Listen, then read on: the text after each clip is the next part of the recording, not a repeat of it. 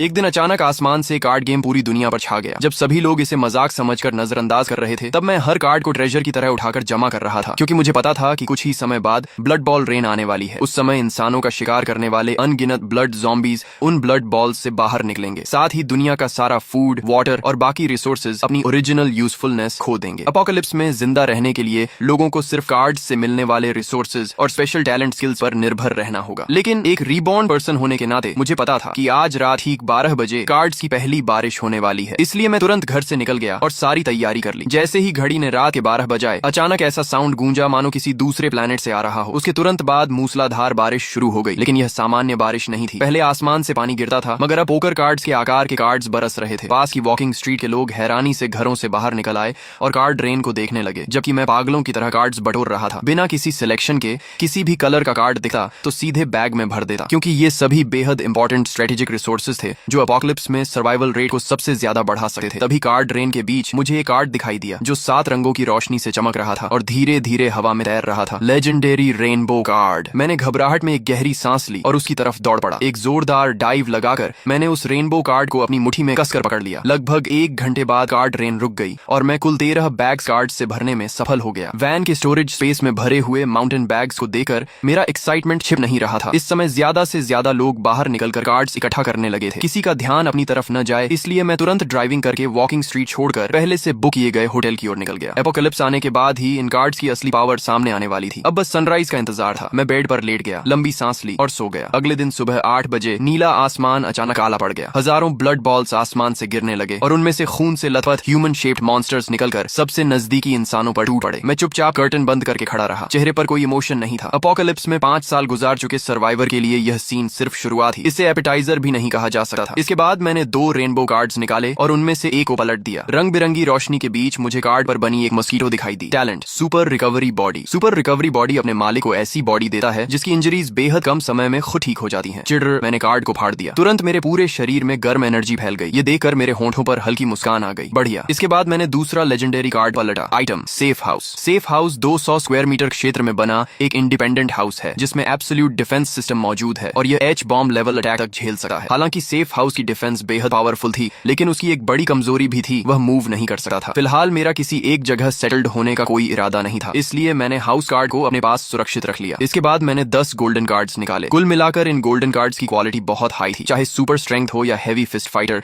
दोनों ही golden cards के T0 level talents थे। तभी अचानक रूम का डोर जोर से टूटकर खुल गया। मैले कुचैले कपड़ों में एक महिला अंदर गिर पड़ी और उसके पीछे 3 ब्लड ज़ॉम्बीज दौड़ते हुए आ गए। वह यंग वुमन चीखते हुए मदद के लिए हाथ बढ़ाने लगी। मैं आगे बढ़ा और सिर्फ 3 पंच में उन ब्लड ज़ॉम्बीज को खत्म कर दिया। महिला इतनी शॉक थी कि काफी देर तक जमीन पर पड़ी तीनों ब्लड ज़ॉम्बीज की बॉडीज को घूरती रही। फिर उसे होश आया और उसने कहा धन्यवाद। मैं उसे देखकर थोड़ा चौंक गया। लिन वार्नर। कितना अजीब संयोग है, अपोकलिप्स के पहले ही दिन उससे मुलाकात हो गई। सच कहूं तो उसने मेरी जान बचाई थी। पिछले जीवन में उसी की मदद से मैं मुश्किल से जिंदा रह पाया था। बाद में हमारा कम्युनिटी एरिया ज़ॉम्बी टाइड द्वारा डिस्ट्रॉय हो गया और फिर मैं उससे कभी नहीं मिला। तभी लिन वार्नर ने हैरानी से पूछा, तुम मुझे जानते हो? बड़ी स्टार हो तुम। मैं तुम्हें कैसे नहीं जानूंगा? मेरी बात सुनकर उसका टेंशन थोड़ा कम हो गया। उसने पूछा, क्या तुम बता सकते हो कि यह सब क्या हो रहा है? ये मॉन्स्टर्स आखिर हैं क्या? मैंने उसे संक्षेप में सब समझाया और फिर टॉपिक बदलते हुए माउंटेन बैग्स की तरफ इशारा किया। यहाँ 10-20 हजार कार्ड्स हैं। अगर मैं अकेले इन्हें सॉर्ट करूंगा तो बहुत समय बर्बाद हो जाएगा। मुझे एक हेल्पर की जरूरत है। क्या तुम मेरी टीम ज्वाइन करना चाहोगी? तुम्हारा काम सिर्फ कार्ड्स को कैटेगरी के हिसाब से सॉर्ट करना होगा और बदले में मैं तुम्हारी सेफ्टी और डेली नीड्स की जिम्मेदारी लूंगा। बाहर का एनवायरनमेंट बेहद डेंजरस था और हर तरफ मॉन्स्टर्स घूम रहे थे, जबकि उसके सामने खड़ा यह आदमी साफ तौर पर बहुत कुछ जानता था। उसके साथ रहना निश्चित रूप से ज्यादा सेफ था, इसलिए उसने तुरंत सिर हिलाकर हामी भर दी। फिर उसने माउंटेन बैग खोलकर सारे कार्ड्स बाहर निकाले और मेरे बताए अनुसार उन्हें अलग अलग कैटेगरीज में सॉर्ट करने लगी। कुछ देर बाद वह मिनरल वाटर की बोतल हिलाते हुए बुदबुदाई। अजीब है, इतना पानी पीने के बाद भी प्यास नहीं बुझ रही। वाटर समेत सारे फूड आइटम्स अब बेकार हो चुके हैं। मैंने बेड पर रखे व्हाइट कार्ड्स की तरफ इशारा किया। अब सब कुछ कार्ड्स से मिलेगा। वाटर कार्ड ढूंढो और उसे फाड़ दो। अगले ही पल उसने एक वाटर कार्ड निकाला और उसे फाड़ दिया। तुरंत उसके हाथ में एक छोटी वाटर बोतल प्रकट हो गई। कितना अमेजिंग है, वह हैरानी से बोली और एक ही सांस में पूरा पानी पीकर फिर कार्ड्स सॉर्ट करने लगी। दोपहर के करीब 12 बजे तक बाहर की सड़क शांत थी। तभी अचानक इंसानों की एक टीम वहां दिखाई दी। उनके पीछे 10 से ज्यादा यंग मेन और वुमेन चल रहे थे और सभी के पास वेपन्स थे। आसपास के ब्लड ज़ॉम्बीज ने जैसे ही इंसानों को देखा, वे गरजते हुए उनकी तरफ दौड़ पड़े। लेकिन उस टीम की कॉम्बैट पावर बेहद जबरदस्त थी। दर्जनों ब्लड ज़ॉम्बीज उनके करीब पहुंचने से पहले ही टुकड़ों में काट दिए गए। उधर ब्लड ज़ॉम्बीज गिरे ही थे कि इधर विंडो के पास खड़ी लिन वार्नर तमाशा देखते हुए उत्साहित होकर चिल्ला उठी, वाह ये लोग कितने पावरफुल हैं, हम यहाँ हैं, हेल्प। मैं तुरंत भौहें सिकोड़कर उसकी तरफ देखने लगा, लेकिन अब कुछ करने में देर हो चुकी थी, क्योंकि पूरी टीम की नजर एक साथ हमारी तरफ हो चुकी थी। कुछ ही देर बाद वह टीम होटल लॉबी में पहुंच गई। जो वेन बेहद एक्साइटेड होकर बोला, लिन वानर, मैं आपका फैन हूँ। मैंने कभी नहीं सोचा था कि न्यू सिटी में बिजनेस ट्रिप के दौरान आपसे मुलाकात हो जाएगी। तभी लिन वानर ने शिष्टता से पूछा, नमस्ते, आप लोग कहाँ जाने वाले हैं? जो वेन ने तुरंत जवाब दिया, बिल्कुल ब्लड ज़ोंबीज का शिकार करने और कार्ड्स हासिल करने। उन ब्लड ज़ोंबीज के शरीर में कार्ड्स होते हैं। अगर लक अच्छा रहा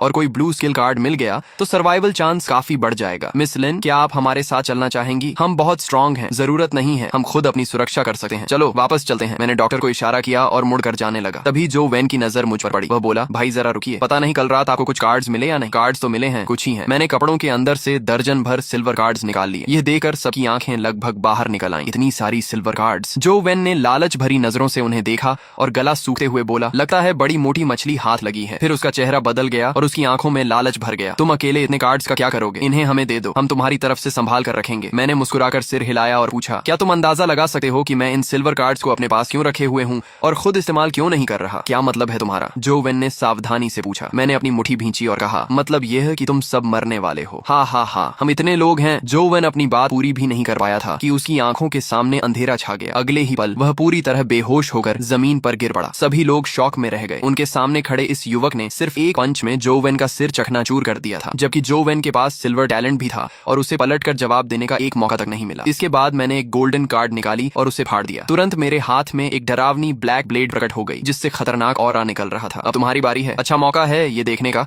कि मेरी ब्लेड कितनी शार्प है। रुको, हमने तुम्हारा क्या बिगाड़ा है? हम तुमसे लड़ना नहीं चाहते, हम अभी यहाँ से चले जाते हैं। लेकिन मैंने उनकी एक नहीं सुनी। ब्लैक ब्लेड घुमाते हुए मैं सीधे भीड़ में घुस गया। तुरंत चीख पुकार मच गई। मेरे अटैक शुरू करने से लेकर पूरी टीम के खत्म होने तक कुल 2 मिनट भी नहीं लगे। इस समय लिन वानर जमीन पर बिखरी बॉडीज को देखकर खुद को रोक नहीं पाई और घुटनों के बल बैठकर जोर जोर से उल्टियां करने लगी। उसने सपने में भी नहीं सोचा था कि सामने से सभ्य दिखने वाला यह आदमी इतना निर्दयी और बेरहम हो सकता है। उल्टी खत्म हो जाए तो बॉडीज की तलाशी लेना मत भूलना। सारे कार्ड्स निकाल कर मेरे पास ले आना। इतना कहकर मैंने ब्लेड म्यान में डाली और बिना पीछे देखे ऊपर चला गया। लगभग 15 मिनट बाद लिन वानर दर्जनों कार्ड्स लेकर वापस आई। उसकी आंखें लाल थीं और वह लगभग रोते हुए बोली, सॉरी, आगे से मैं कभी बेवजह नहीं बोलूंगी। मैंने हल्की मुस्कान के साथ माउंटेन बैग्स में भरे कार्ड्स की तरफ इशारा किया। काम जारी रखो। अगर मैं तुमसे नाराज होता तो तुम्हें भी उनके साथ काट चुका होता। आखिर अपोकलिप्स अभी अभी शुरू हुआ था। हर कोई इतनी जल्दी इसके अनुसार खुद को नहीं ढाल सकता था। इसके बाद अगले कुछ घंटों में कई ह्यूमन टीम्स वहां से गुजरी, लेकिन पिछली घटना से सबक सीख चुकी लिन वानर ने चुप रहना सीख लिया था। शाम ढलते समय दूर से ब्लड ज़ॉम्बीज की डरावनी गर्जनाएं हवा में तैर कर आने लगी। अंधेरा होने वाला है, अब थोड़ा एक्सरसाइज करने का समय आ गया। मैंने बुदबुदाते हुए 5 सिल्वर कार्ड्स उसकी तरफ फेंक दी। ये क्या है? उसने हैरानी से पूछा। बाहर हंटिंग पर जाने से पहले इन 5 कार्ड्स को इस्तेमाल करो। लिन वानर ने एक एक करके सिल्वर कार्ड्स पलटी और पाया कि सभी कार्ड्स सपोर्ट टाइप स्किल्स थी। वह तुरंत समझ गई और बोली, अब समझी मैं कि तुम इतनी देर से सिल्वर कार्ड्स क्यों छांट रहे थे। तुम मुझे एक सपोर्ट टूल पर्सन बनाना चाहते हो। मैं हंस पड़ा। तुम्हें समझ नहीं है, सपोर्ट टाइप लोग सबसे वैल्यूएबल होते हैं। वे अपने साथियों को बड़े बफ्स देते हैं और खुद भी कुछ हद तक सेल्फ प्रोटेक्शन कर सकते हैं। अगर किसी दूसरी टीम ने तुम्हें पकड़ भी लिया तो वे तुम्हें आसानी से नहीं मारेंगे। और अगर तुम्हें टूल पर्सन बनना पसंद नहीं है तो मैं तुम्हारे लिए कॉम्बैट टैलेंट्स का सेट तैयार कर देता हूँ। फिर जाकर ब्लड ज़ॉम्बीज से हैंड टू हैंड फाइट करना। यह सुनते ही लिन वानर ने तेजी से सिर हिला दिया। ब्लड ज़ॉम्बीज के सड़े हुए शरीर की बदबू ही उसके लिए काफी थी। उसे हल्की क्लीनलीनेस ऑब्सेशन थी और वह सिर्फ सोचकर ही असहज हो गई। स्किल्स सीखने के बाद उसने व्यवस्थित रखे कार्ड्स की तरफ देखा और पूछा, लेकिन अगर हम बाहर जाएंगे तो इन कार्ड्स का क्या होगा? मैंने हाथ में पकड़ी गोल्डन कार्ड हिलाई। सारे कार्ड्स व्हीकल में शिफ्ट कर देंगे। इतना कहकर मैंने सारे माउंटेन बैग्स होटल गेट तक पहुंचा दिए। फिर मोटर होम गोल्डन कार्ड फाड़कर आगे फेंक दी। एक चमक के साथ वहां अचानक एक medium sized luxury motor home प्रकट हो गई। उसके अंदर दिन जैसी रोशनी थी। लिन वानर आराम से बैठकर फिर कार्ड्स सोर्ट करने लगी। हम कहाँ जा रहे हैं? मेरी मानो तो हमारे पास पहले ही इतने कार्ड्स हैं कि 1-2 साल आराम से निकल जाएंगे। अब रिस्क लेने की क्या जरूरत है? किसी सुरक्षित जगह छिपकर रहना ही सबसे अच्छा नहीं होगा? मैंने उंगली हिलाते हुए कहा। अगर आखिर तक छिपे रहे तो रिसोर्सेज खत्म होने के बाद मौत है। अपोकलिप्स में लंबे समय तक जिंदा रहना है तो रिसोर्सेज लूट करने होंगे और खुद को लगातार स्ट्रांग बनाना होगा। तुम्हें पता है मैं रात में ही बाहर क्यों निकलता हूँ? लिन वानर ने सिर हिलाया। रात में ब्लड ज़ॉम्बीज ज्यादा वायलेंट हो जाते हैं और बेहतर क्वालिटी के कार्ड्स ड्रॉ करते हैं। इसके अलावा रात में एक नया मॉन्स्टर भी निकलता है। नया मॉन्स्टर? वह क्या है? ये सुनते ही उसके शरीर में सिहरन दौड़ गई। Night demon. इसकी स्पीड बहुत तेज होती है, स्ट्रेंथ बहुत ज्यादा होती है और डिफेंस भी बेहद हाई होती है। बस इसकी आंखें नहीं देख सकती, बाकी लगभग हर एट्रीब्यूट मैक्स लेवल पर होता है। नाइट डीमन का डिस्क्रिप्शन सुनते ही लिन वानर का चेहरा पीला पड़ गया। अगर नाइट डीमन इतना खतरनाक है तो हम उसे ढूंढने क्यों जा रहे हैं? हाई रिस्क का मतलब हाई रिवॉर्ड होता है। सबसे खराब स्थिति में भी night demon silver card draw करता है। लक अच्छा रहा तो गोल्डन कार्ड और शायद लेजेंडरी रेनबो कार्ड भी मिल सकती है। लेकिन तुमने खुद कहा था कि वह बहुत पावरफुल है। फुली आर्म्ड टीम्स भी उसे नहीं हरा पाती। नाइट डीमन पावरफुल है लेकिन मैं भी कमजोर नहीं हूँ। हम पहुंचने वाले हैं। तुम व्हीकल के अंदर रहना और बफ ऑरा चालू रखना। इस समय रेजिडेंशियल एरिया में कुछ लाइट्स जल रही थी। खुले मैदान में दर्जनों ब्लड ज़ॉम्बीज लाशों को नोच नोच कर खा रहे थे और ज़ॉम्बी ग्रू के बीच एक विशाल मॉन्स्टर लेटा हुआ था। उसकी हाइट कम से कम 2 से 3 मीटर थी और वेट 500 पाउंड से ज्यादा। लिन वानर ने मुंह ढक लिया। उसकी आंखें शॉक से फैल गईं। वह सोच भी नहीं सकती थी कि इंसान इंसान ऐसे मॉन्स्टर का सामना कैसे कर सकते हैं। तभी मैंने व्हीकल की लाइट्स बंद कर दी, की निकाली और ब्लैक ब्लेड लेकर नीचे उतर गया। नाइट डीमन से निपटने के मेरे पास कई तरीके थे। सबसे आसान तरीका फॉरेस्ट वुल्फ स्नाइपर राइफल से दूर से हेडशॉट करना था, लेकिन मैं अपनी असली कॉम्बैट स्ट्रेंथ टेस्ट करना चाहता था। सबसे महत्वपूर्ण बात यह थी कि क्लोज कॉम्बैट किल का रिवॉर्ड लॉन्ग रेंज किल से कहीं बेहतर मिलता था। यह बात पिछले जीवन में कई टेस्ट के बाद साबित हुई थी। जब हमारे बीच लगभग 20 मीटर का फासला बचा था, तब ब्लड ज़ॉम्बीज ने मेरी गंध महसूस कर ली। वे अपनी ह्यूमन फीस छोड़कर गरजते हुए मेरी तरफ दौड़ पड़े। मैंने शांत भाव से ब्लेड घुमाई। एक स्लैश में कई ब्लड ज़ॉम्बीज कट गए। अगला अटैक हुआ और 5 और ब्लड ज़ॉम्बीज मारे गए। 20 से ज्यादा ब्लड ज़ॉम्बीज मेरे कपड़ों को छू भी नहीं पाए और सभी खत्म हो गए। नाइट डीमन ने धीरे धीरे अपना विशाल शरीर घुमाकर मेरी तरफ देखा। ब्लड ज़ॉम्बीज के मुकाबले उसमें कुछ इंटेलिजेंस भी थी। उसकी इंस्टिंक्ट उसे बता रही थी कि सामने खड़ा इंसान बेहद खतरनाक है। मैंने ब्लेड से खून झटक दिया और आगे बढ़ा। उसी समय नाइट डीमन भी हरकत में आया। वह 7-8 मीटर ऊंची छलांग लगाकर मेरी तरफ झपटा। उसके 2 फुट लंबे शार्प क्लॉज हवा चीरते हुए मेरी तरफ आए। मैंने तेजी से स्लाइड किया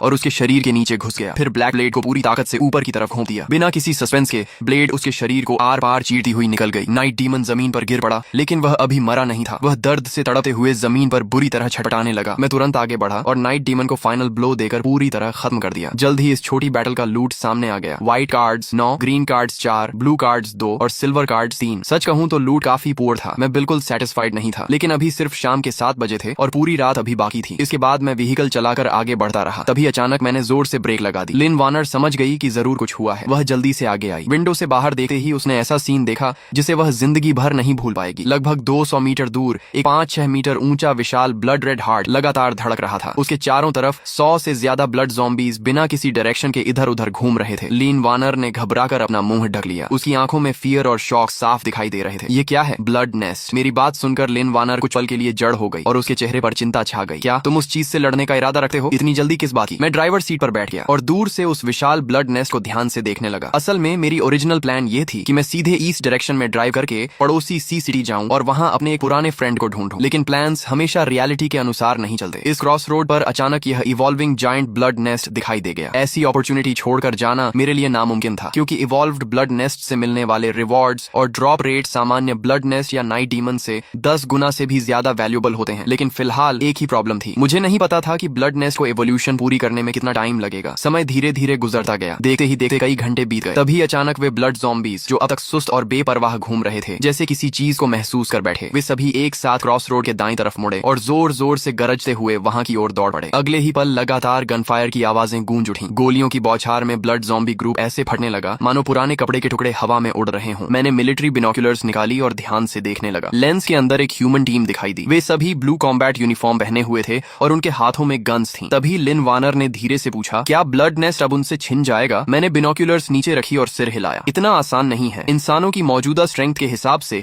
हाई लेवल ब्लड नेस्ट को डैमेज पहुंचाना बहुत मुश्किल है, खासकर यह वाला जो साफ दिखाई दे रहा है कि जल्द ही ब्लैक हार्ट में इवॉल्व होने वाला है। अगर उन्होंने बिना सोचे समझे अटैक किया तो उनकी मौत बेहद बुरी होगी। इस समय क्रॉस रोड पर टीम का लीडर वांग फंग था। उसे जरा भी अंदाजा नहीं था कि उसकी डेथ करीब आ चुकी है। वह आराम से राइफल कंधे पर रखे ब्लड नेस्ट के सामने पहुंचा और हंसते हुए बोला, वाह, इतना बड़ा ब्लड नेस्ट मैंने पहले कभी नहीं देखा। अगर इसे मार दिया तो ढेर सारे अच्छे कार्ड्स मिलेंगे। फीमेल टीम मेंबर ली यान ने तुरंत याद दिलाया, ब्रदर वांग, हमारे पास एमो कार्ड्स ज्यादा नहीं बचे हैं। क्या सच में हम उन्हें इस ब्लड नेस्ट पर वेस्ट करेंगे? बुलेट्स को बचाकर इस्तेमाल करना चाहिए। वांग फंग मुस्कुराया और बोला, बुलेट्स नहीं, हम इसका इस्तेमाल करेंगे। इतना कहकर उसने पॉकेट से कई ग्रीन कार्ड्स निकाले। कार्ड्स देखते ही बाकी टीम मेंबर्स की आंखें चमक उठी। इसी समय लिन वार्नर ने अपनी बड़ी आंखें झकाई और पूछा, क्या ये लोग मोलोटॉव कॉकटेल्स से ब्लड नेस्ट को जला सकते हैं? मैंने जवाब दिया, नॉर्मल ब्लड नेस्ट के खिलाफ बड़ी संख्या में मोलोटॉव कॉकटेल्स काम कर सकती हैं, लेकिन इस तरह के इवॉल्विंग ब्लड नेस्ट के खिलाफ नहीं। मोलोटॉव तो छोड़ो, एक्सप्लोसिव्स और डेटोनेटर्स का इफेक्ट भी काफी कम हो जाएगा। ये लोग सब यहीं खत्म हो जाएंगे। उधर वांग फंग और उसकी टीम ने ब्लड नेस्ट के चारों तरफ सैकड़ों मोलोटॉव कॉकटेल्स रख दिए। फिर वे कुछ दूरी पर पीछे हट गए और एक बॉटल पर गन फायर कर दी। जोरदार एक्सप्लोजन हुआ और एक विशाल फायरबॉल बनकर पूरे ब्लड नेस्ट को निगल गया। तभी एक टीम मेंबर ने अचानक कुछ अजीब देखा और चिल्लाया, ब्रदर वांग, देखो, मोलोटॉव्स का उस पर कोई खास असर नहीं हो रहा, सिर्फ उसकी आउटर शेल जली है। वांग फंग ने ध्यान से देखा। सचमुच ब्लड नेस्ट की सिर्फ बाहरी लेयर काली हुई थी। इसके अलावा उसे कोई बड़ा डैमेज नहीं पहुंचा था। ये चीज इतनी टफ कैसे हो सकती है? अगले ही पल लियान का चेहरा सफेद पड़ गया। उसने हाथ में पकड़े डिटेक्शन डिवाइस को देखा और चीख उठी, बुरा हो गया, बहुत सारे ब्लड ज़ॉम्बीज आ रहे हैं, हम गिर चुके हैं। उसकी बात खत्म होते ही शांत क्रॉस रोड की चारों दिशाओं से हजारों ब्लड ज़ॉम्बीज निकल आए। वे लड़खड़ाते हुए टीम को चारों तरफ से घेरने लगे। ब्लड नेस्ट की चीख सुनकर आए ये ब्लड ज़ॉम्बीज ऐसे लग रहे थे जैसे किसी राजा को बचाने दौड़ती हुई सेना हो। वे पागलों की तरह टीम पर टूट पड़े। फायर! वांग फंग ने आदेश दिया। पूरी टीम ने बैक टू बैक पोजीशन लेकर फायरिंग शुरू कर दी। बुलेट्स की बारिश से ब्लड ज़ॉम्बीज झुंड के झुंड गिरने लगे। तभी एक दर्दनाक चीख चीख सुनाई दी। एक मेल टीम मेंबर मैगजीन बदल रहा था कि अचानक एक ब्लड ज़ॉम्बी ने उसे पकड़ लिया और सीधे ज़ॉम्बी हॉर्ड के अंदर घसीट ले गया। कुछ ही सेकंड्स में उसे टुकड़ों में नोच डाला गया। बाकी 6 लोगों के चेहरे डर से बदल गए। मेरे पीछे आओ, वंग फंग ने डायरेक्शन चुनी और तुरंत एक सिल्वर कार्ड फाड़ दी। उसके हाथ में सैमुराई सोर्ड आ गई। वह पूरी ताकत से ज़ॉम्बी हॉर्ड पर टूट पड़ा। एक ही स्लैश में 7-8 ब्लड ज़ॉम्बीज कट गए। इस तरह 6 लोगों की टीम वंग फंग को सेंटर बनाकर ज़ॉम्बी हॉर्ड के बीच से खून की राह बनाते हुए आगे बढ़ने लगी। ये सब मैं शुरू से अंत तक देख रहा था और मुझे हंसी भी आ रही थी और हैरानी भी। क्रॉस रोड पर 4 डायरेक्शंस थी। इन्हें कहीं भी भागना था, लेकिन पता नहीं क्यों सीधे मेरी तरफ ही आ गए। लगता है उन्होंने हमें देख लिया है, लिन वानर ने चिंता से कहा। मैं बिल्कुल शांत रहा और बस इतना बोला, सारे कार्ड्स छिपा दो, गेस्ट्स आने वाले हैं। एस्केप के दौरान वंग फेंग और उसकी टीम ने नेचुरली उस मजबूत मोटर होम को देख लिया था। उनकी आंखों में एक्साइटमेंट चमक उठी। जल्दी दरवाजा खोलो, हमारी मदद करो। मैंने लिन वानर को डोर खोलने का इशारा किया। जैसे ही 6 लोग हाँफते हुए मोटर होम के अंदर घुसे, मैंने डोर बंद किया और एक्सेलरेटर दबा दिया। मोटर होम बुलडोजर की तरह आगे बढ़ी और सामने मौजूद दर्जनों ब्लड ज़ॉम्बीज को उड़ा दिया। फिर हम दूसरी डायरेक्शन में निकल गए। हा हा हा, वंग फंग जोर जोर से हंसने लगा। वह अपनी जान बचने पर बेहद खुश था। फिर उसने व्हीकल का इंटीरियर देखा और घबराई हुई लिन वानर पर नजर डाली। अचानक वह चौंक गया। तुम लिन वानर हो? लिन वानर ने सिर हिलाया। हाँ, वांग फंग उत्साहित होकर बोला। यकीन नहीं होता कि अपोकलिप्स में भी किसी लाइव सेलिब्रिटी से मुलाकात हो जाएगी। फिर उसने मेरी तरफ देखा और कहा, फ्रेंड, तुम्हारी लक काफी अच्छी है। इतनी शानदार मोटर होम मिली है, कम से कम गोल्ड ईयर की होगी। बहुत बढ़िया, हमारी जान बचाने के लिए थैंक्स। लेकिन अगर एक अच्छा काम कर ही दिया है तो पूरा कर दो। ये मोटर होम भी हमें दे दो, तुम्हारे हाथ में इसका कोई फायदा नहीं। तभी लिन वानर गुस्से से बोली, तुम लोग इतने शेमलेस कैसे हो सकते हो? हमने तुम्हारी जान बचाई और तुम बदले में यही कर रहे हो। वांग फंग हंस पड़ा। ये वर्ल्ड अपोकलिप्स में बदल चुका है। यहाँ कौन ग्रेटिट्यूड और रिवेंज की बातें करता है? इतने इनोसेंट मत बनो। तुमने हमारी हेल्प की है, इसलिए मैं तुम्हें नहीं मारूंगा। बस व्हीकल छोड़कर नीचे उतर जाओ। मैं मुस्कुराया। सब कुछ बिल्कुल मेरी एक्सपेक्टेशन के अनुसार हो रहा था। तुम लोग तो काफी काइंड निकले। वांग फंग ने भौहें सिकोड़ कर पूछा, क्या कहा? लेकिन उसके सवाल पूरा होने से पहले ही मिलिट्री डैगर उसकी गर्दन काट चुकी थी। वांग फंग की आंखें फैल गईं। उसका शरीर कंट्रोल खो बैठा और वह सीट से नीचे गिर पड़ा। अगले ही पल मैंने उसके हाथ से पिस्टल छीनी और बेहद प्रैक्टिस किए हुए अंदाज में सेफ्टी हटाकर ट्रिगर दबा दिया। 10 सेकंड से भी कम समय में व्हीकल के अंदर पूरी शांति छा गई। इसके बाद मैंने मोटर होम वापस उसी जगह मोड़ दी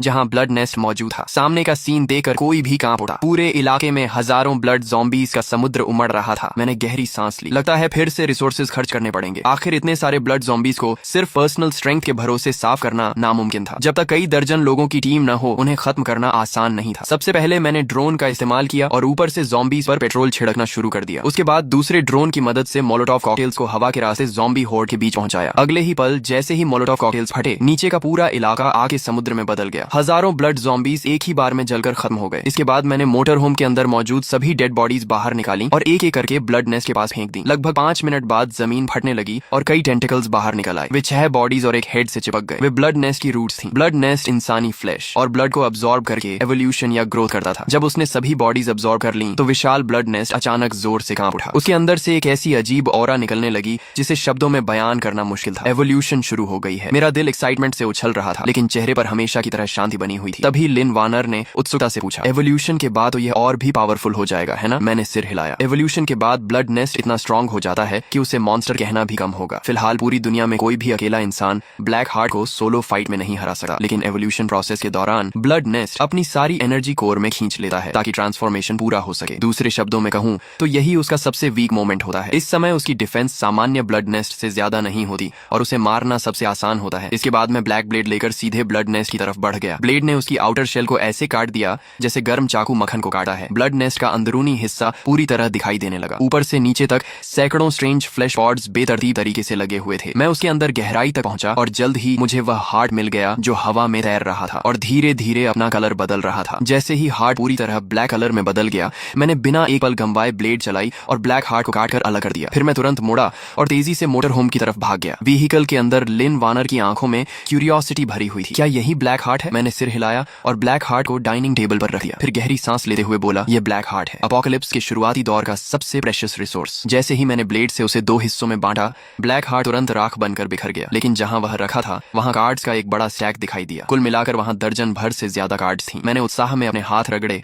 और कार्ड्स को एक एक करके देखने लगा। उनमें 2 रेनबो कार्ड्स थी और 6 गोल्डन कार्ड्स। बाकी कार्ड्स भी कम वैल्यूएबल नहीं थी। 6 गोल्डन कार्ड्स में से फूड कार्ड और बायोलॉजिस्ट टैलेंट फिलहाल मेरे किसी काम की नहीं थी, लेकिन बाकी 4 गोल्डन कार्ड्स असली T0 लेवल टैलेंट थी। इसके बाद मैंने पहली रेनबो कार्ड पलटी। उसका डिस्क्रिप्शन पढ़ते ही मेरी प्यूपिल्स सिकुड़ गई। Talent spirit control art. ये टैलेंट अपने ओनर को स्पिरिचुअल एनर्जी कंट्रोल करने की एबिलिटी देती है। रिक्वायरमेंट 8 मेरिडियंस अनलॉक होना जरूरी। ये रेनबो कार्ड्स में भी गॉड ईयर टैलेंट थी, लेकिन कंडीशन बहुत स्ट्रिक्ट थी, इसलिए अभी इसे सीखना संभव नहीं था। मैंने स्पिरिट कंट्रोल आर्ट को संभाल कर रख दिया और दूसरी रेनबो कार्ड उठाई। जैसे ही मैंने उसका डिस्क्रिप्शन पढ़ा, मैं खुद को हंसने से रोक नहीं पाया। Equipment, electronic protection bracelet. जब तक इसमें पावर है तब तक यूजर आसानी से नहीं मरेगा। पिछले जीवन में मैंने किसी को यह ब्रेसलेट इस्तेमाल करते देखा था। इसे चार्ज करने के लिए सिल्वर बैटरी कार्ड्स की जरूरत पड़ती थी। फुल चार्ज होने के बाद यह 3 फेटल अटैक्स तक ब्लॉक कर सकता था। इसका मैकेनिज्म सीधा था। एनिमी का अटैक ब्रेसलेट के शील्ड द्वारा अब्सॉर्ब कर लिया जाता था। बेशक इसकी भी लिमिट थी। अगर अटैक उसकी डिफेंस कैपेसिटी से ज्यादा पावरफुल हो तो शील्ड फेल हो जाता था, लेकिन सामान्य स्थिति में यह एक पैसिव सुपर शील्ड जैसा था। मैंने तुरंत ब्रेसलेट निकालकर अपनी रिस्ट पर पहन लिया। फिर टैक्टिकल वेस्ट से 3 सिल्वर बैटरी कार्ड्स निकाली। जैसे ही ब्रेसलेट की 3 ग्रीन एनर्जी बार्स फुल हुई, मुझे जबरदस्त सेंस ऑफ सिक्योरिटी महसूस हुआ। कुछ सोचकर मैंने पिस्टल लिन वानर की तरफ बढ़ाई, फिर अपनी फॉरहेड की तरफ इशारा करते हुए कहा, मुझ पर फायर करो। लिन वानर शॉक में पड़ गई। क्या? चिंता मत करो, मैं सिर्फ ब्रेसलेट की डिफेंस टेस्ट करना चाहता हूँ। मैं अपनी जान के साथ गेम नहीं खेल रहा। शूट करो। मेरे बार बार कहने पर उसने दांत भींचे और ट्रिगर दबा दिया। बैंग! बुलेट मेरी फॉरहेड के पास पहुंचते ही एक ट्रांसपेरेंट शील्ड में समा गई और बिना कोई निशान छोड़े गायब हो गई। मैंने ब्रेसलेट की तरफ देखा। जैसा उम्मीद थी, उसकी एक एनर्जी बार कम हो चुकी थी। इस समय लिन वानर के चेहरे पर सिर्फ शॉक नहीं था, बल्कि पेन भी साफ दिखाई दे रहा था। कारण जानने पर मैं खुद को हंसने से रोक नहीं पाया। असल में पिस्टल की रिकॉइल इतनी स्ट्रांग थी कि उसके रिस्ट जॉइंट में चोट लग गई थी। सच में तुम बहुत फ्रेजाइल हो। मैंने उसे सहारा देकर डाइनिंग एरिया में बैठाया और उसकी रिस्ट वापस सही पोजीशन में सेट कर दी। लगा है फायर आर्म्स तुम्हारे लिए सूटेबल नहीं है, तुम्हें क्रॉसबो इस्तेमाल करना चाहिए। लिन वानर ने अपनी रिस्ट हल्के से मलते हुए कहा, जब मैं शूटिंग कर रही थी तब एक बार मैकेनिकल बो की ट्रेनिंग ली थी। क्या तुम्हारे पास ऐसा कुछ है? मैंने मुस्कुराते हुए जवाब दिया, सिर्फ एक नहीं, काफी सारे हैं। फिर मैंने सिल्वर कार्ड्स निकाली। कुल 6 सिल्वर मैकेनिकल क्रॉसबोज थी। उनकी फंक्शंस और पावर बिल्कुल सेम थी। फर्क सिर्फ इतना था कि हर क्रॉसबो की कलर कोटिंग अलग अलग थी। अच्छा। लिन वानर ने बेहद स्किल्ड तरीके से मैकेनिकल क्रॉसबो उठाया, बो स्ट्रिंग खींची और एरो सेट किया। सिर्फ स्विश की आवाज आई और एरो एक लाइट स्ट्रीम की तरह उड़ता हुआ गया। वह इतनी एक्यूरेसी से टारगेट पर लगा कि इलेक्ट्रिक पोल से लगभग 3 मीटर दूर पड़े डस्टबिन में जाकर धंस गया। कमाल है, मैंने थम्स अप दिखाया। मेरी तारीफ सुनकर लिन वानर का चेहरा शर्म से लाल हो गया। बहुत समय से प्रैक्टिस नहीं की थी, मुझे एक बार और ट्राई करने दो। मैंने तुरंत रोक दिया, अभी नहीं, पहले ये कार्ड्स इस्तेमाल करो फिर प्रैक्टिस करना। मैंने पहले से अलग रखी हुई कुछ सिल्वर कार्ड्स उसकी तरफ बढ़ाई। उनमें talent, attack speed mastery, talent, precision, talent, long range shooting और स्किल मास्टर आर्चर शामिल थे। लिन वानर अविश्वास से मुझे देखने लगी। ये सारी कार्ड्स मेरे लिए हैं। मैंने सिर हिलाया। हाँ, आगे मिलने वाले मॉन्स्टर्स लगातार स्ट्रॉन्ग होते जाएंगे। मुझे एक रिलायबल टीममेट चाहिए। ये सुनते ही उसके गाल और लाल हो गए। वह अच्छी तरह जानती थी कि पिछले 2 दिनों में उसने आखिर किया ही क्या था। पहला काम कार्ड सॉर्ट करना, दूसरा काम कार्ड सॉर्ट करना, तीसरा काम फिर से कार्ड सॉर्ट करना। लेकिन ये सोचकर कि अब वह मेरे साथ शोल्डर टू शोल्डर फाइट कर सकेगी, उसके दिल में खुशी भर गई। थैंक यू मुझ पर भरोसा करने के लिए। इसके बाद सिल्वर टैलेंट्स के बफ मिलने के कारण उसकी एक्यूरेसी और एरो पावर कई गुना बढ़ गई। स्टैटिक टारगेट पर उसका हिट रेट सीधे 95% तक पहुंच गया, जबकि मूविंग टारगेट पर भी 77% था। अफसोस सिर्फ इतना था कि आसपास के सारे ब्लड ज़ॉम्बीज पहले ही साफ हो चुके थे, वरना मैं उसकी रियल कॉम्बैट परफॉर्मेंस देखना चाहता था। इस शानदार दिन की सक्सेस सेलिब्रेट करने के लिए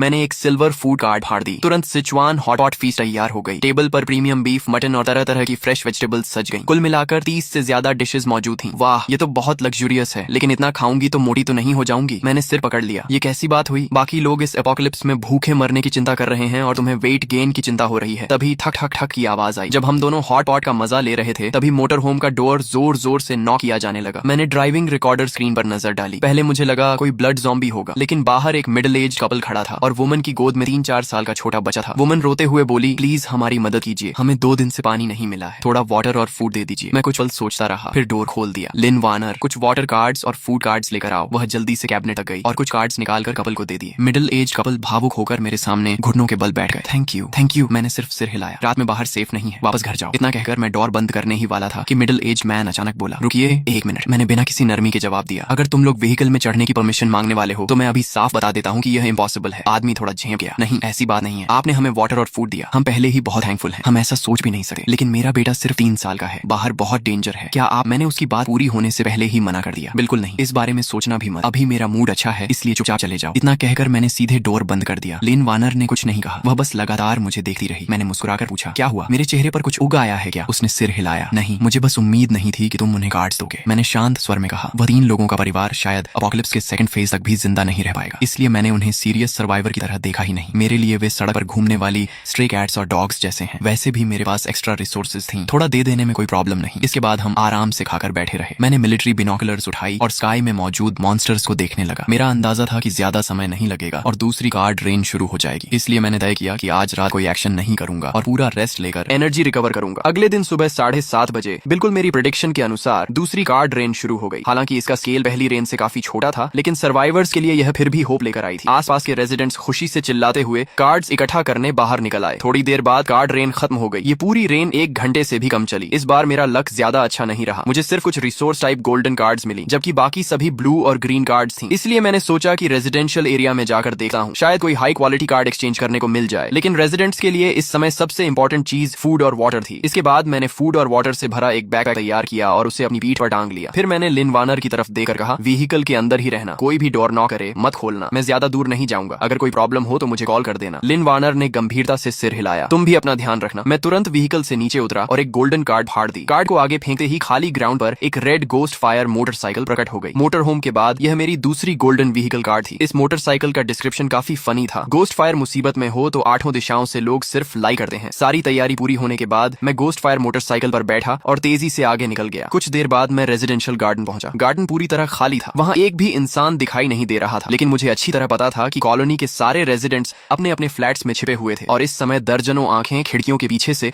मुझे चुपचाप देख रही थीं। मैं तुम लोगों के लिए कोई थ्रेट नहीं हूँ, मैं सिर्फ ट्रेड करने आया हूँ। मेरे पास फूड कार्ड्स और वाटर कार्ड्स की बड़ी क्वांटिटी है। मैं इन्हें फूड के अलावा किसी भी ग्रीन कार्ड या ब्लू कार्ड के बदले एक्सचेंज करना चाहता हूँ। अगर किसी के पास सिल्वर कार्ड या गोल्डन कार्ड है तो मैं और भी अच्छा रेट देने को तैयार हूँ। अपनी सिंसेरिटी दिखाने के लिए मैंने खुद बैग खोला और अंदर भरी रिसोर्स वाइट कार्ड्स बाहर निकालकर सबको दिखा दी। ऐसा मौका बार बार नहीं मिलेगा। मैं यहाँ ज्यादा देर रुकने वाला भी नहीं हूँ। कुछ देर तक आवाज लगाने के बाद अपार्टमेंट बिल्डिंग के अंदर से लोग सावधानी से बाहर निकलने लगे। जल्द ही मैंने 1000 से ज्यादा रिसोर्स वाइट कार्ड्स के बदले 300 से ज्यादा ब्लू और ग्रीन कार्ड्स हासिल कर ली, जिनकी यूजफुलनेस ज्यादा नहीं थी। जब एक्सचेंज लगभग खत्म हो गया तो मैं वापस जाने की तैयारी करने लगा। तभी पीछे से एक जानी पहचानी आवाज सुनाई दी, रेनबो कार्ड, तुम इसे कैसे एक्सचेंज करोगे, कैसे एक्सचेंज करोगे? ये सुनते ही मैं कुछ पल के लिए फ्रीज हो गया। मैंने तुरंत पीछे मुड़कर देखा, सामने वही आदमी खड़ा था जो पिछली रात मुझसे फूड मांगने आया था, वांग गुई। मैंने खुद को संभाला और धीरे से पूछा, तुम्हारे पास रेनबो कार्ड है? कार्ड का नाम क्या है? वांग गुई ने धीमी आवाज में कहा, स्पेस रिंग। ये सुनते ही मैंने गहरी सांस खींची। स्पेस रिंग, ये एक एब्सोल्यूट स्ट्रेटेजिक इक्विपमेंट थी। क्या तुम मेरी व्हीकल में चलकर आराम से बात करना चाहोगे? मुझे लगा वह मना कर देगा, लेकिन उसने बस एक छोटी सी हूं की आवाज निकाली और सीधे मेरी गोस्ट फायर मोटरसाइकिल पर बैठ गया। अगले ही पल उसने भूत जैसी शांत आवाज में कहा, कार्ड मैंने कहीं छिपा दी है, अगर तुम मुझे मार भी दोगे तो तुम्हें कुछ नहीं मिलेगा। मैं कुछ पल के लिए चौंका, फिर मुस्कुरा दिया। मोटर होम के अंदर पहुंचने के बाद मैंने लिन वार्नर से कहा कि वांग गुई को एक कप कॉफी और करी बीफ राइस दे दे। वांग गुई ने बिना कोई फॉर्मेलिटी दिखाए खाना पकड़ लिया और भूखे जानवर की तरह खाने लगा। मैं बिल्कुल भी जल्दी में नहीं था। उसके पूरा खाने का इंतजार किया और फिर बोला, अब ट्रेड की बात कर सकते हैं, तुम बदले में क्या चाहते हो? वांग गुई ने आंखें पोंछी और बोला, मुझे कोई कार्ड नहीं चाहिए, मुझे बस तुमसे 3 लोगों को मारना है। मेरी भौहें सिकुड़ गईं। कुछ तो गड़बड़ थी। क्या हुआ? वांग गुई की आंखें खाली थी। मेरी वाइफ मर गई, मेरा बेटा भी मर गया। ये सुनते ही लिन वार्नर शॉक में पड़ गई। क्या कल रात तो वे ठीक थे, अचानक ऐसा कैसे हो गया? वांग गुई की आवाज कांप उठी। मेरी वाइफ और बेटे को मारने वाले हु दाजुन, वंग जिचेंग और जो यून हैं। उन्होंने बारी बारी से मेरी वाइफ को टॉर्चर किया और मेरे बेटे का गला घोंट दिया। अगले ही पल वांग गुई अचानक बेकाबू हो गया। उसने टेबल पर मुट्ठी दे मारी और चिल्लाया, मैं उन्हें मरते हुए देखना चाहता हूँ, बस उन्हें मार दो, रेनबो कार्ड तुम्हारी होगी, प्लीज मेरी मदद करो। मैं जानता हूँ कि तुम्हारे पास यह करने की पावर है। मैंने कुछ देर तक उस आदमी को देखा जो दर्द और ग्रीफ से टूट चुका था। फिर शांत स्वर में बोला, मैं तुम्हारी डील एक्सेप्ट करता हूँ और एक एक्स्ट्रा कंडीशन भी दूंगा। अगर सिचुएशन ने अलाउ किया तो तुम्हें खुद रिवेंज लेने का मौका मिलेगा। इसके बाद मैंने अपनी वॉच देखी, ब्लैक ब्लेड उठाई और खड़ा हो गया। मेरे साथ चलो। 5 मिनट बाद मैं वांग गुई को लेकर फिर उसी रेजिडेंशियल एरिया में पहुंच गया। मैं उससे पूछने ही वाला था कि वे लोग कहाँ रहते हैं, तभी उसने मेरा हाथ पकड़ लिया। उसका शरीर कांप रहा था। वो वही है, सामने वही लोग हैं। मैंने नजर उठाई, सामने से 3 यंग मैन हमारी तरफ आ रहे थे। तभी हुदाजुन मुस्कुराया, अरे वांग गुई वापस आ गया। वांग गुई की आंखें खून की तरह लाल थीं। तुम लोगों ने मेरी वाइफ और बेटे को मारा है, इनकार मत करना, किसी ने सब देखा है। हुदाजुन हंस पड़ा, किसने कहा कि मैं इनकार करूंगा? हाँ, मैंने ही मारा है, तो क्या कर लोगे? तभी वंग जिचेंग भी हंसे हुए बोला, एक बात माननी पड़ेगी, तुम्हारी वाइफ कमाल की थी। तुम्हें अंदाजा भी नहीं है कि जब हम उसके साथ थे तो वह कितनी कोऑपरेटिव थी। वांग गुई का दिमाग पूरी तरह टूट गया। मैं तुम लोगों को मार डालूंगा, वह पागलों की तरह आगे झटा, लेकिन मैंने उसे पकड़ लिया। मेरे चेहरे पर कोई इमोशन नहीं था। किसी की वाइफ के साथ जबरदस्ती करना, फिर मर्डर करना और यहाँ तक कि छोटे बच्चे को भी नहीं छोड़ना। तुम लोग सच में नीचे गिर चुके हो। हुदाजुन ने मुझे घूरते हुए कहा, तो तुम इसे रिवेंज दिलाने आए हो? उसके चेहरे पर साफ चैलेंज था। उसी समय उसके साथ खड़े दोनों लोगों ने जानबूझकर अपनी वेस्ट पर लगी पिस्टल्स दिखा दी। 3 आदमी, 3 गन्स। उन्हें पूरा कॉन्फिडेंस था। मैं हल्का सा मुस्कुराया, बस तुम तीनों ही हो। अगले ही पल हुदाजुन ने पिस्टल निकाली, मर जा। लेकिन ट्रिगर दबाने से पहले ही मैं फायर कर चुका था। बैंग, बुलेट ने उसकी आर्म तोड़ दी। मेरी बांह। हुदाजुन दर्द से चीखता हुआ जमीन पर गिर पड़ा। वांग जिचेंग और जो यून ने तुरंत मुझ पर फायर करना शुरू कर दिया, लेकिन उनकी बुलेट्स मेरे शरीर को छूते ही गायब हो गई। इलेक्ट्रॉनिक प्रोटेक्शन ब्रेसलेट ने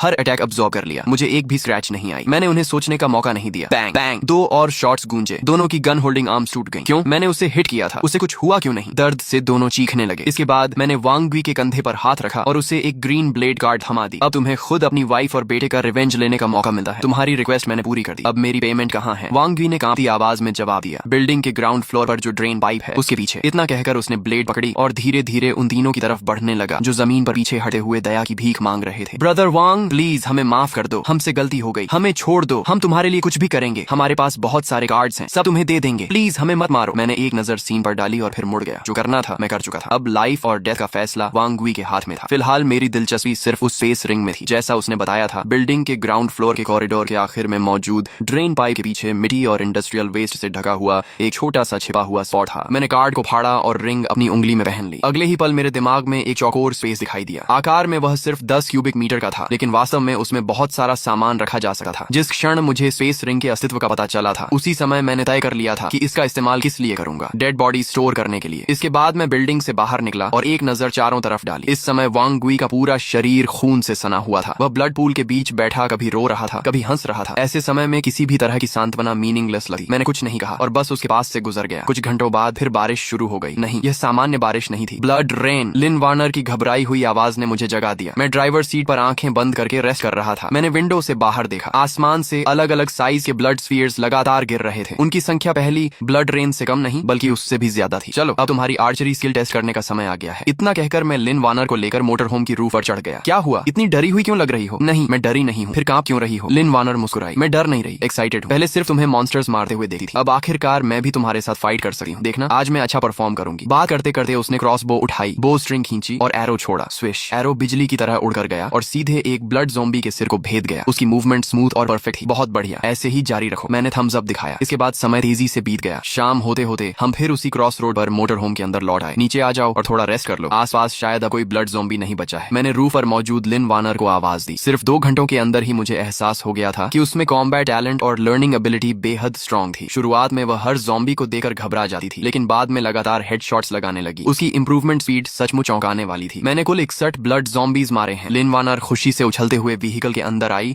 और अचीवमेंट बताने लगी। मैं मुस्कुराया। कमाल है। अब जाकर कपड़े बदलो, नहा लो और फिर खाना खाते हैं। थोड़ी देर बाद वह फ्रेश होकर वापस आई। उसने साफ व्हाइट शर्ट पहन रखी थी और हेयर ड्रायर से बाल सुखाते हुए पूछा, क्या हम आज रात यहाँ से निकलने वाले हैं? मैंने सिर हिलाया। हाँ, अंधेरा होने के बाद हम रास्ता साफ करते हुए आगे बढ़ेंगे। अभी अभी ब्लड रेन हुई है, इसलिए सिटी के हर हिस्से में ब्लड ज़ॉम्बीज और ब्लड नेस्ट की भरमार होगी। रिसोर्सेज कलेक्ट करने का इससे अच्छा मौका नहीं मिलेगा। तभी व्हीकल के बाहर से वांग गुई की आवाज सुनाई दी। चिन लैंग, क्या तुम अंदर हो? मैं थोड़ा हैरान हुआ। मुझे उम्मीद नहीं थी कि यह आदमी अभी तक जिंदा होगा, और उससे भी ज्यादा हैरानी इस बात की थी कि उसकी गोद में एक हाफ कॉन्शियस छोटा लड़का था। मैंने डोर खोला और उसे अंदर आने दिया। ये बच्चा कौन है? वांग गुई ने दुखी स्वर में कहा। अपोकलिप्स शुरू होने से पहले इसकी माँ बिजनेस ट्रिप पर बाहर गई हुई थी और अब उसका कोई कांटेक्ट नहीं हो पा रहा। कुछ समय पहले इसके पिता को मॉन्स्टर्स ने मार डाला। फिर उसने लड़के की तरफ देखकर कहा, इसे ब्लड ज़ॉम्बी ने काट लिया है। क्या तुम इसे बचा सकते हो? मैंने भौहें सिकोड़ ली। कुछ घंटे पहले वाला टूटा हुआ वांग गुई अब पहले जैसा नहीं लग रहा था। साफ दिखाई दे रहा था कि इस बच्चे की वजह से उसे जीने का नया रीजन मिल गया था। लेकिन सिल्वर सीरम कार्ड्स बेहद प्रेशियस थी। मेरे पास भी सिर्फ 10-15 ही बची थी। मेरे पास कार्ड्स हैं, मैं एक्सचेंज कर सकता हूँ। वांग गुई ने जल्दबाजी में पॉकेट से ब्लू और ग्रीन कार्ड्स का ढेर निकाल लिया। मैंने सवाल बदल दिया, तुम लोगों ने ब्लड ज़ॉम्बीज को कैसे रोका? कॉलोनी में अभी कितने लोग बचे हैं? वांग गुई ने लंबी सांस छोड़ी। मैंने सबको बिल्डिंग के अंदर डिफेंसिव पोजीशन लेने का सजेशन दिया था, नहीं तो जल्दी या देर से सब मर जाते। अच्छी बात यह रही कि लोगों ने मेरी बात मान ली, लेकिन हमारी स्ट्रेंथ बहुत कमजोर थी। ब्लड ज़ॉम्बीज को खत्म करने के लिए आधे से ज्यादा लोगों की जान चली गई। अब शायद सिर्फ 30 या 40 लोग ही बचे हैं, और उनमें भी ज्यादातर यंग पीपल हैं जो फाइट करने की हिम्मत रखते हैं। मेरी बात सुनकर वांग गुई कुछ पल के लिए चुप हो गया। फिर जैसे उसे कुछ समझ में आया, उसका चेहरा एक्साइटमेंट से भर गया। हाँ, जो लोग मेरे साथ लड़ रहे थे वे सभी यंग हैं, बहुत ब्रेव हैं। उनमें से कुछ ने टैलेंट्स भी अपग्रेड किए हैं। क्या तुम वह बात पूरी भी नहीं कर पाया था कि मैं हल्का सा हंस पड़ा? इतना एक्साइटेड मत हो, मैंने तो बस कैजुअल क्वेश्चन पूछा था। वांग गुई के चेहरे पर तुरंत डिसअपॉइंटमेंट आ गया। रात में बाहर डेंजर है, मैं तुम्हें वापस छोड़ देता हूँ। इसके बाद मैंने मोटर होम स्टार्ट की और वांग गुई वो उस छोटे लड़के को रेजिडेंशियल एरिया तक छोड़ने गया। मैं वांग गुई के साथ अंदर जाकर देखता हूँ, तुम व्हीकल का ध्यान रखना। मैंने लिन वार्नर को निर्देश दिया और वांग गुई के साथ अंदर चला गया। सिक्योरिटी हॉल के अंदर मौजूद यंग सर्वाइवर्स ने मुझे देखते ही उत्साह दिखाया। बिग ब्रदर, क्या आप हमारी मदद करने आए हैं? बोलने वाला यंग मैन मुझे पहचान में आ गया। वही लड़का था जिसने दोपहर में सबसे पहले मुझसे कार्ड एक्सचेंज किया था। उसकी गर्लफ्रेंड उसके पीछे कांपती हुई खड़ी थी। दोनों के कपड़ों पर मिट्टी और खून के दाग लगे हुए थे। उनसे काफी बदबू भी आ रही थी, लेकिन इसके लिए उन्हें दोष नहीं दिया जा सकता था। जब वाटर कार्ड्स इतनी रेयर हों तब कोई भी उन्हें नहाने में वेस्ट नहीं करता। ज्यादातर लोग उन्हें सिर्फ पीने के लिए बचा कर रखते थे। मैं बस देखने आया हूँ। इतना कहकर मैंने पूरे हॉल पर नजर दौड़ाई और धीरे से सांस छोड़ी। वांग गुई झूठ नहीं बोल रहा था। यहाँ आधे से ज्यादा लोग सचमुच मर चुके थे। मैंने कैजुअल अंदाज में पूछा, मैं थोड़ी देर में यहाँ से निकल जाऊंगा, उसके बाद तुम लोग क्या करने वाले हो? वांग गुई तुरंत आगे बढ़ा। मिस्टर चिन, आप कहाँ जा रहे हैं? क्या आप हमें अपने साथ नहीं ले जा सकते? अगर हम यहाँ रहे तो जल्दी या देर से मॉन्स्टर्स हमें मार डालेंगे। सिर्फ आपके साथ रहने पर ही हमारे पास सर्वाइवल की होप है। बिग ब्रदर, प्लीज हमें भी अपने साथ ले चलिए। प्लीज हमारी मदद कीजिए। सब लोग खड़े हो जाओ, बैठकर बात मत करो। जब सभी लोग खड़े हो गए तो मैंने हाथ उठाकर उन्हें शांत किया। अगर तुम लोग सच में मेरे साथ चलकर सर्वाइवल का रास्ता ढूंढना चाहते हो तो यह इम्पॉसिबल नहीं है, लेकिन पहले 3 रूल्स मानने होंगे। मुझे हमेशा कड़वी बातें पहले ही साफ साफ बोलना पसंद है। इसके बाद रात और भी गहरी हो गई। टूटी फूटी सड़कों से भरे शहर के बीच एक मोटर होम धीरे धीरे आगे बढ़ रही थी। उसके पीछे एक पूरी टीम चल चल रही थी। कुल मिलाकर 30 से ज्यादा लोग थे। सभी अंधेरे में चुपचाप व्हीकल का पीछा कर रहे थे। आज रात कैरावैन की लक अच्छी भी थी और खराब भी। अच्छी बात यह थी कि उन्हें रास्ते में सबसे बड़ा ब्लड ज़ॉम्बी ग्रुप सिर्फ 20 से कुछ ज्यादा ज़ॉम्बीज का मिला। खराब बात भी यही थी कि उन्हें सबसे बड़ा ब्लड ज़ॉम्बी ग्रुप सिर्फ 20 से कुछ ज्यादा ज़ॉम्बीज का ही मिला। मतलब रास्ते में बड़े थ्रेट्स नहीं मिले और हाई क्वालिटी रिवॉर्ड्स भी नहीं मिले। आखिरकार मोटर होम एक बड़े शॉपिंग मॉल के सामने जाकर रुक गई। वांग गुई, कुछ लोगों को लेकर अंदर जाओ और चेक करो, अगर कोई डेंजर दिखे तो तुरंत वापस निकल आना। वांग गुई ने जल्दी से 5 यंग सर्वाइवर्स को साथ लिया और सावधानी से मॉल के अंदर चला गया। यह मेरा पहला रूल था, मेरी हर कमांड बिना किसी क्वेश्चन के फॉलो करनी होगी। कुछ मिनट बाद वांग गुई दौड़ता हुआ वापस आया। उसके चेहरे पर खुशी साफ दिखाई दे रही थी। बॉस, मॉल का फर्स्ट फ्लोर पूरी तरह सेफ है। लगता है किसी ने पहले यहाँ शेल्टर बनाया था। आज रात हम यहीं रेस्ट कर सकते हैं। मैंने सिर हिलाया। अच्छा, अब कार्ड्स कलेक्ट करो, ये मेरा दूसरा रूल है। सभी कार्ड्स टीम लीडर के पास जमा होंगी और फाइनल डिस्ट्रीब्यूशन मैं करूंगा। जो भी कार्ड्स छिपाएगा उसे टीम से तुरंत निकाल दिया जाएगा। वांग गुई ने तुरंत एक बड़ा स्टैक मेरी तरफ बढ़ा दिया। सब कार्ड्स यहाँ हैं। हालांकि उनमें 99% व्हाइट कार्ड्स और ग्रीन कार्ड्स थीं। ब्लू कार्ड्स बहुत कम थीं। फिर भी उन्हें देखकर मेरी आंखें चमक उठी। उम्मीद नहीं थी कि रास्ते भर की लड़ाइयों से इतनी अच्छी हार्वेस्ट मिलेगी। मैंने कुछ कार्ड्स अलग की और वांग गुई को वापस दे दी। इन्हें सब लोगों में बांट दो और ये क्लोथ्स और वेपन्स भी। उन्हें समय निकाल कर नहाने और कपड़े बदलने दो। ये कार्ड्स मैं पहले से तैयार करके लाया था। इनमें फूड, वाटर, डेली सप्लाईज और जरूरत की लगभग हर चीज मौजूद थी। यहाँ तक कि शैम्पू, बॉडी वॉश और दूसरी पर्सनल आइटम्स भी थी। जब वांग गुई उन्हें मॉल के अंदर ले गया और सर्वाइवर्स को कार्ड्स इस्तेमाल करने दी तो कई लोगों की आंखों में आंसू आ गए। खासकर टीम की कुछ वुमेन बेहद इमोशनल हो गईं। उन्हें शेल्टर के अंदर सैनिटरी पैड्स और क्लीन क्लोथ्स मिले। वे इतनी खुश थीं कि लगभग घुटनों पर बैठकर रो पड़ी। बाद में जब सबने पेट भरकर खाना खाया, हॉट वाटर से बाथ लिया, साफ कपड़े पहने और सॉफ्ट बेडिंग पर लेटे तो पूरे दिन की थकान एक पल में गायब हो गई। उस समय हर किसी के मन में सिर्फ एक ही विचार था, यह सब करना वर्थ इट था। आखिरकार उन्हें रात में डर डर कर सोने की जरूरत नहीं थी। वे फिलहाल सेफ थे। उसी समय मैं अपनी बेड पर लेटा आंखें बंद करके रेस्ट कर रहा था। मैंने उनसे पहले ही साफ कह दिया था कि सामान्य परिस्थितियों में मैं उनकी सेफ्टी की रिस्पॉन्सिबिलिटी लूंगा, लेकिन अगर कभी ऐसा थ्रेट सामने आया जिसे मैं खुद हैंडल नहीं कर सकता तो मैं बिना हिचकिचाहट उन्हें छोड़कर निकल जाऊंगा। अगर कोई इस कंडीशन को एक्सेप्ट नहीं कर सकता तो वह अभी टीम छोड़ सकता है। अगली सुबह करीब 10 बजे 5 घंटे की नींद और आराम के बाद सभी लोगों की फिजिकल कंडीशन और मेंटल स्टेट काफी इंप्रूव हो चुकी थी। ऐसा लग रहा था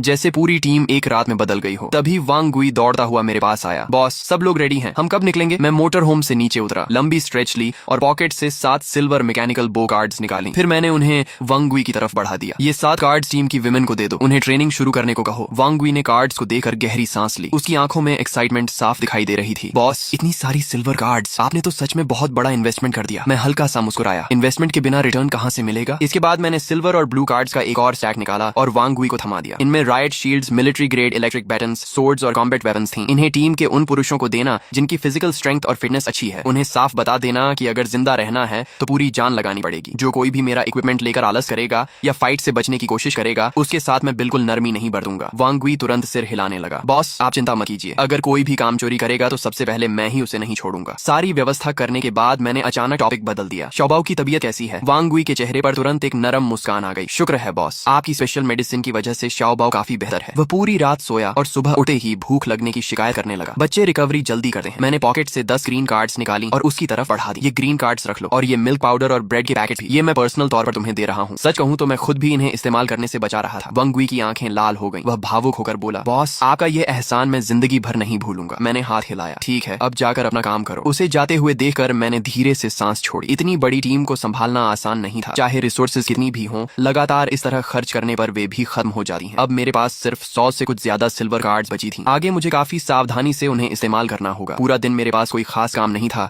इसलिए मैंने ब्लैंकेट ओढ़ी और आराम से सो गया। शाम होते ही जब अंधेरा उतरने लगा मैंने वांग गुई और बाकी लोगों को निकलने की तैयारी करने के लिए बुला लिया। पिछली रात के अनुभव के बाद कॉलोनी के ये सर्वाइवर्स अब डार्कनेस से पहले जितना नहीं डरते थे। रास्ते में अगर ब्लड ज़ॉम्बीज मिलते तो कई बार लिन वार्नर को अटैक करने की जरूरत ही नहीं पड़ती। टीम के लोग खुद ही आपसी कोऑर्डिनेशन से आगे बढ़कर ज़ॉम्बीज को घेर कर खत्म कर देते। कैरावैन लगातार 3 घंटे से ज्यादा नॉर्थ डायरेक्शन में बढ़ती रही। जब हम हाईवे एरिया के करीब पहुंचने वाले थे तभी लिन वार्नर ने अचानक स्काई की तरफ देखते हुए भौहें सिकोड़ लीं। क्या यह मेरी इल्यूजन है? मुझे ऐसा लग रहा है कि आसमान में कुछ उड़ रहा है। उसने आंखें मलते हुए व्हीकल के अंदर सिर घुसाया और अनिश्चित स्वर में पूछा, क्या ब्लड ज़ॉम्बीज उड़ भी सकते हैं? मैंने तुरंत ब्रेक पर जोर से पैर मारा। मोटर होम अचानक रुक गई और लिन वार्नर लगभग गिर ही पड़ी। तुमने क्या देखा? उसने थोड़ा सोचकर कहा। मैं श्योर नहीं हूँ, लेकिन अगर वह बैट ही तो इतनी बड़ी नहीं हो सकती थी। उसने उस क्रीचर का आकार और शेप बताया। ये सुनते ही मेरी स्कैल्प सुन्न पड़ गई। डिफरेंट डीमन, ये अपोकलिप्स का कौन सा दिन है? अभी से डिफरेंट डीमंस दिखाई देने लगे? सच कहूँ तो डिफरेंट डीमंस खुद इतने डेंजरस नहीं थे। असली प्रॉब्लम कुछ और थी। जहाँ डिफरेंट डीमंस दिखाई देते थे वहाँ आसपास ब्लैक ब्लड स्टार जरूर मौजूद होती थी। डिफरेंट डीमंस दरअसल ब्लैक ब्लड स्टार के स्काउट्स और गार्ड्स होते थे। सिचुएशन खराब है, सब लोग तुरंत पीछे मुड़ो। मैंने बिना देर किए वॉकी टॉकी उठाया और वांग गुई को आदेश दिया। वांग गुई ने 1 सेकंड भी वेस्ट नहीं किया। उसने तुरंत टीम को सिग्नल दिया कि सभी सभी व्हीकल्स के पीछे रहें और फॉर्मेशन बनाए रखें। तभी दूर से एक बेहद तेज और भयानक चीख सुनाई दी। वह ब्लैक ब्लड स्टार की वार्निंग क्राई थी। हमें स्पॉट कर लिया गया है। मैं तुरंत राइफल कार्ड इस्तेमाल करके व्हीकल की रूफ पर चढ़ गया। नाइट विजन टैलेंट की वजह से डार्कनेस का मुंह पर कोई असर नहीं था। जैसे ही मैंने ऊपर देखा, मुझे आसमान में तेजी से उड़ती हुई 7-8 डिफरेंट डीमंस दिखाई दी। इन क्रीचर्स की सबसे बड़ी एडवांटेज उनकी फ्लाइंग स्पीड थी। बाकी अटैक पावर और डिफेंस आमतौर पर एवरेज ही होती थी। मरना चाहते हो? मैंने तुरंत मार्क्समैन स्किल एक्टिवेट की और राइफल से लगातार सिंगल शॉट्स फायर करने लगा।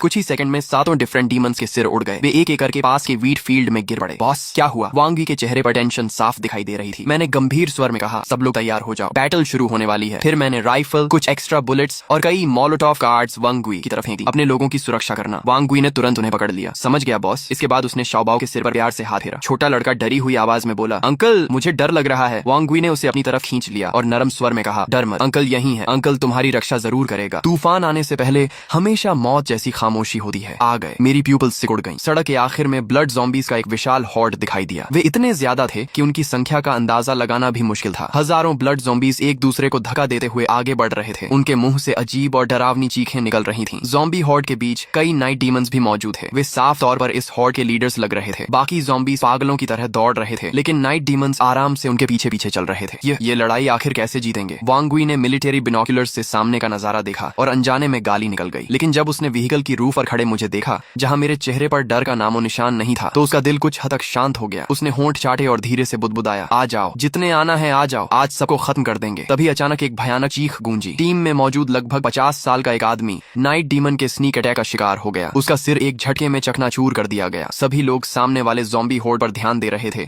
और स्काई को पूरी तरह इग्नोर कर चुके थे। लेकिन ऊपर आसमान में दर्जन भर नाइट डीमंस मंडरा रहे थे, सही मौके का इंतजार करते हुए। फायर! वांगी जोर से चिल्लाया और राइफल उठाकर शूट करना शुरू कर दिया। टीम की विमेन, जिन्हें मैकेनिकल बोज मिली थी, उन्होंने भी स्काई में मौजूद उन काले साए जैसे नाइट डीमंस पर एम कर लिया। नाइट डीमंस की स्पीड बिजली जैसी थी। वांग वी ने पूरी मैगजीन खाली कर दी, लेकिन मुश्किल से एक नाइट डीमन गिरा पाया। सिचुएशन तेजी से कंट्रोल से बाहर जा रही थी। ये देखकर मैंने तुरंत लिन वार्नर को ऑर्डर दिया, वांग वी की साइड सपोर्ट करो, फ्रंट लाइन मैं संभालता हूँ। अगले ही पल मैंने ऊंचाई से राइफल फायर करना शुरू कर दिया। बुलेट्स बारिश की तरह ज़ॉम्बी हॉर्ड पर बरसने लगी। फ्रंट लाइन के ब्लड ज़ॉम्बीज एक के बाद एक गिरते गए, लेकिन उनकी संख्या इतनी ज्यादा थी कि सिर्फ राइफल के दम पर उन्हें रोकना इम्पॉसिबल था। अच्छी बात यह थी कि मैं पहले से तैयार था। मैंने स्पेस रिंग में हाथ डाला और ग्रेनेड्स तथा एक्सप्लोसिव्स निकालकर सीधे ज़ॉम्बी हॉर्ड के बीच फेंक दिए। Boom boom boom! धमाकों की आवाज से पूरा इलाका कांप उठा। आग और शॉकवेव्स ने ज़ॉम्बी हॉर्ड के बीच कई बड़े खाली क्षेत्र बना दिए। यह दृश्य देखकर वांग वी की आंखें चमक उठी। उसके मन में सिर्फ एक ही विचार था, बॉस सच में मॉन्स्टर है। उसी समय लिन वार्नर, जो अब एक असली शार्प शूटर बन चुकी थी, अपनी पोजीशन पर पहुंच गई। राइफल फायर, मैकेनिकल बो सपोर्ट और मेरे लगातार फायर बॉम्ब अटैक्स के कॉम्बिनेशन ने ज़ॉम्बी हॉर्ड को 50 मीटर से आगे बढ़ने नहीं दिया। तभी अचानक 2 नाइट डीमंस फायर पावर की परवाह किए बिना सीधे चार्ज कर गए। वे लेफ्ट और राइट दोनों तरफ से व्हीकल रूफ पर झपटे। उनकी स्पीड किसी रेसिंग कार से कम नहीं थी। लिन वार्नर डर के मारे चीख उठी, लेकिन मैंने बिना घबराए ब्लैक ब्लेड निकाल ली। स्लैश! एक चमकती हुई ब्लेड लाइट हवा में लहराई। लगभग आधा टन वजनी नाइट डीमन बीच से 2 हिस्सों में कट गया। मैं रुका भी नहीं, एक कदम आगे बढ़ा और हॉरिजॉन्टल स्लैश मारी। दूसरा नाइट डीमन प्रतिक्रिया भी नहीं कर पाया था कि उसके सिर का आधा हिस्सा उड़कर कई मीटर दूर जा गिरा। सिर्फ एक पल में 2 इलीट मॉन्स्टर्स खत्म। मैंने बिना किसी इमोशन के ब्लेड वापस रखी और राइफल उठा ली। फिर से लगातार फायर शुरू हो गया। दोनों पक्ष पूरे 8 मिनट तक भिड़े रहे, लेकिन फिर एक अजीब बात हुई। जो ज़ॉम्बी हॉर्ड अभी तक पागलों की तरह चार्ज कर रही थी,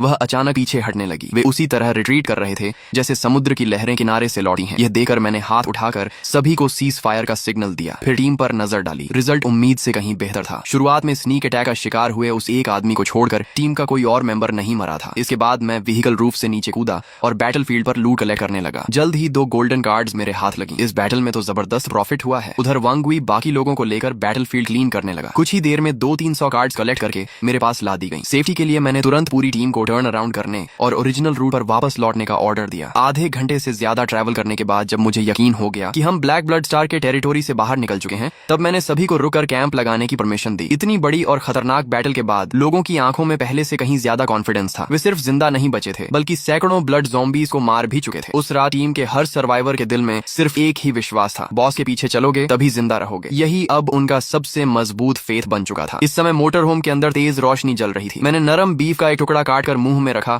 और हल्का सा भौहें सिकोड़ ली। ये बैटल भले ही जीत ली गई थी, लेकिन अगर सामने मौजूद ब्लैक ब्लड स्टार को खत्म नहीं किया गया तो आगे बढ़ने के लिए बहुत बड़ा चक्कर लगाना पड़ेगा। मेरे पास मोटर होम था, इसलिए मुझे कोई फर्क नहीं पड़ता था, लेकिन वांग वी और उसके लोगों के लिए यह सफर सहना आसान नहीं था। तभी कार्ड्स की सॉर्टिंग पूरी कर चुकी लिन वार्नर जल्दी से रिपोर्ट देने लगी। इस बार कुल 317 कार्ड्स मिली हैं। मैं सोच से बाहर आया और सिर हिलाया। आया। प्रॉफिट तो हुआ है, लेकिन अभी भी उतना नहीं जितना मुझे उम्मीद थी। इसके बाद मैंने स्पेस रिंग से नाइट डीमंस द्वारा ड्रॉ की गई 2 गोल्डन कार्ड्स निकाली। एक वेपन ब्लड पैटर्न गन थी और दूसरी टैलेंट कीन स्मेल। लिनवनर उत्सुकता से देखने लगी, लेकिन मैंने बस होंठ मोड़ दिए। ये टैलेंट सुनने में अच्छी लगती है, लेकिन इसका साइड इफेक्ट बहुत खतरनाक है। एपोकलिप्स में अगर तुम्हारी स्मेल बहुत ज्यादा तेज हो जाए तो हर समय ब्लड ज़ॉम्बीज़ की सड़ी हुई बदबू ही महसूस होगी। ऐसी हालत में लाइफ क्वालिटी सीधे जमीन पर आ जाएगी। लिनवनर को तुरंत समझ आ गया, फिर हंसते हुए बोली, वैसे डाइट कंट्रोल और फिगर मेंटेन करने के लिए ये टैलेंट बुरी नहीं है। समय तेजी से बीता और अगली सुबह आ गई। एक dark green military truck camp के बाहर आकर रुका। एक मजबूत शरीर वाला क्रू कट हेयर कट वाला आदमी ली जेंकी 5 ताकतवर आदमियों के साथ ट्रक से कूदा और मुस्कुराते हुए जोर से बोला, घबराइए मत, हम यूनिटी कम्युनिटी की सर्च टीम से हैं। हम आपके लीडर से बात करना चाहते हैं। ये देखकर मेरे होंठों पर हल्की सी रहस्यमयी मुस्कान उभर आई। मैं जानबूझकर एक भोले और अनुभवहीन युवक जैसा व्यवहार करते हुए आगे बढ़ा, जैसे मुझे किसी बात की समझ ही न हो। ली जेंकी ने यह सब नोटिस किया, लेकिन फिर भी उसने बेहद ईमानदार अंदाज में कहा, भाई, मेरे कैंप में मजबूत डिफेंस लाइन और भरपूर रिसोर्सेज हैं। अपने लोगों को लेकर हमारे साथ चलो। एपोकलिप्स में ग्रुप बनाकर रहोगे तभी जिंदा रह पाओगे, मानना पड़ेगा। उसकी बातों में काफी आकर्षण था। मेरी इंस्टिंक्ट कह रही थी कि वह कोई बुरा इंसान नहीं है, इसलिए मैंने फैसला किया कि एक बार जाकर देखना चाहिए। वैसे भी रास्ते में ही था, देखने में कोई नुकसान नहीं था। इसके बाद मैं अपने 30 से ज्यादा लोगों को लेकर कैंप में पहुंचा। साफ सुथरे कपड़े, आत्मविश्वास से भरे चेहरे और अनुशासित चाल ढाल देखकर वे एपोकलिप्स की किसी रेगुलर आर्मी जैसे लग रहे थे। उनकी मौजूदगी ने आसपास मौजूद बिखरे बालों और मैले कपड़ों वाले रेफ्यूजीज को पूरी तरह फीका कर दिया।